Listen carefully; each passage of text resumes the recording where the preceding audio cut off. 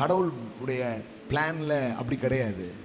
முதலாவது கரெக்டா போலாட்டா கூட ரெண்டாவது சூப்பரா தருவார்.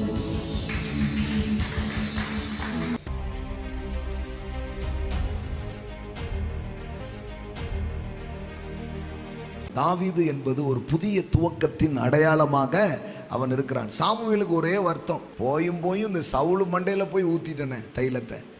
அன்னாயிட்டு பண்ண ப்ராஃபிட்டுக்கே ஒரு சோகம், ஒரு வருத்தம். நம்ம ஃபஸ்ட்டு ஒரு ராஜான்னு ஒரு ஆள் அபிஷேகம் பண்ணோம். அவர் ராஜா மாதிரியே இல்லை. அவர் இஷ்டத்துக்கு வேலையை பார்க்குறாரு. கடவுள் சொல்கிறது ஒன்று, இவன் பண்ணுறது இன்னொன்று. எப்படி இருக்கும் பாருங்கள். இஸ்ரவேலில் முதல் ராஜா. நம்ம எதிர்பார்க்கிற மாதிரி சில நேரம் காரியங்கள் போகாத போது நமக்கு பெரிய வருத்தங்கள் வருகிறது. ஆண்டவர் சொல்லி தான் இவன் அபிஷேகம் பண்ணான் இல்லையா? கர்த்தர் சொல்லி தான் நான் பண்ணேன், ஆனாலும் இது கரெக்டாக போலையே. அங்கே தான் நம்ம ரொம்ப அஃபண்ட் ஆகிடுவோம். அங்கே பாருங்கள், கர்த்தர் சாமுவேலை நோக்கி, இஸ்ரவேலின் மேல் ராஜாவாயிராதபடிக்கு நான் புறக்கணித்து தள்ளின சவுலுக்காக நீ எந்த மட்டும் துக்கித்து கொண்டு இருப்பாய். சவுலுக்காக வருத்தப்பட்டு இருக்கிறியா?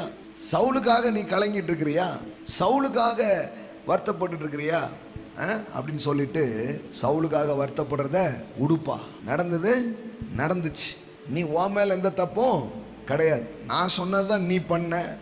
ஆனால் அந்த ஆள் ஒழுங்காக நடந்துக்கிட்டேன்னா அதுக்கு நீ பொறுப்பு ஆக முடியாது இல்லையா? எப்போவுமே நம்ம பார்ட்டை நம்ம பண்ணிட்டு போகணும். ஆப்போசிட் சைடு என்ன பண்ணுறாங்கன்றது நம்ம கையிலேயே இருக்குது, அவங்க கையில் தான் இருக்குது. அப்போ அவன் அபிஷேகம் பண்ணதெல்லாம் கரெக்டு தான், அவன் தீர்க்க தரிசனம் சொன்னதெல்லாம் கரெக்டு தான். ஆனால் சவுல் ஒழுங்காக நடந்துக்கல.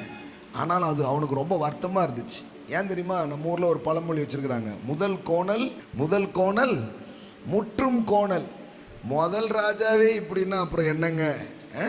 ஆனால் கடவுளுடைய பிளான்ல அப்படி கிடையாது. முதலாவது கரெக்டாக போலாட்டா கூட ரெண்டாவது சூப்பராக தருவார். ஆமே. முதல் விஷயம் கரெக்டாக போகலன்னா உலகத்தை பொறுத்த அளவுக்கு என்ன தெரியுமா? முதல்ல ஒழுங்காக போகலன்னா அவ்வளோந்தாங்க. முதல் கோணல் முற்றும் கோணல் அப்படின்னு எழுதி வச்சுட்டாங்க.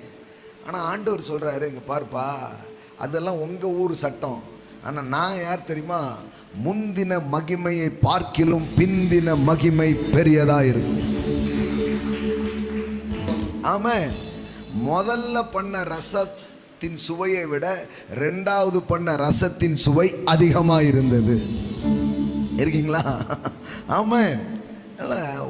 உலகத்தின் சிந்தனையை போல நம்ம மைண்டில் வைக்கக்கூடாது. வாட்டி கரெக்டாக போகல, ரெண்டாவது வாட்டிக்கு எத்தனை வாட்டி கரெக்டாக போனாலும் கடவுள் சொல்கிறாரு, இப்பா நான் உன் கூட இருக்கிறேன். சிலது ஒழுங்காக போகாத மாதிரி இருக்கலாம், ஆனால் நான் உன்னை விட்டு விலகிறது இல்லை, உன்னை கைவிடுகிறது இல்லை. 2 முறை நடக்காட்டா என்ன? ஈசாக்குக்கு 3ஆவது முறை ரெகபோத்தை கொடுத்துட்டார். முதல் முறை நடக்கலை என்ன? முதல் ராஜா ஒரு மாதிரி ஆயிட்டான்றதுக்காக இனிமேல் ராஜாவே நான் தீர்க்க தரிசன ஊழியத்தையே விட்டுருதேன், எவனையும் நீ அபிஷேகிக்கிறதுக்கு இல்லை, எவனையும் நீ ஊழியத்துக்கு கூட்டு வர்றதில்லைன்னு யோசித்தா என்னத்துக்கு ஆகும்? அப்படி கிடையாது. இப்போ கர்த்தர் சொல்கிறாரு, நீ வருத்தப்படாத, நீ கொம்பை தைலத்தால் நிரப்பிக்கொண்டு வா, பெத்லெகேமில நாகிய ஈசாயின் இடத்திற்கு உன்னை அனுப்புவேன், அவன் குமாரன் ஒருவனை நான் ராஜாவாக தெரிந்து கொண்டேன் என்றார். நீ பெத்லெகேமுக்கு போ, அங்கே ஈசாயின் குமாரன் ஒருத்தர் இருக்கிறான், அவனை நான் யாரா மாற்ற போகிறேன்? ராஜாவா மாற்ற போகிறேன். அவன் யார் பாருங்க, அவன் எத்தனாவது பையன்? இப்படி தன் குமாரரில் 7 பேரை சாமுவேலுக்கு முன்பாக கடந்து போக பண்ணினான். ஆண்டவர் இப்படி தீர்க்கதரிசி வார்த்தையை கொடுத்தவொடனே, சரி சவுலை உடுப்பா, இப்போ நான் யாரை தரப்போகிறேன்? தாவீதை தரப்போகிறேன். பழைய காரியங்களுக்காக வருத்தப்பட்டு இருக்காத, உனக்கு ஒரு புது காரியத்தை நான் தரப்போகிறேன். இந்த 8வது மாதம் நான் உனக்கு ஒரு புதிய நன்மைகளை கட்டளையிடுகிற தேவன். ஆமென், ஆமென்.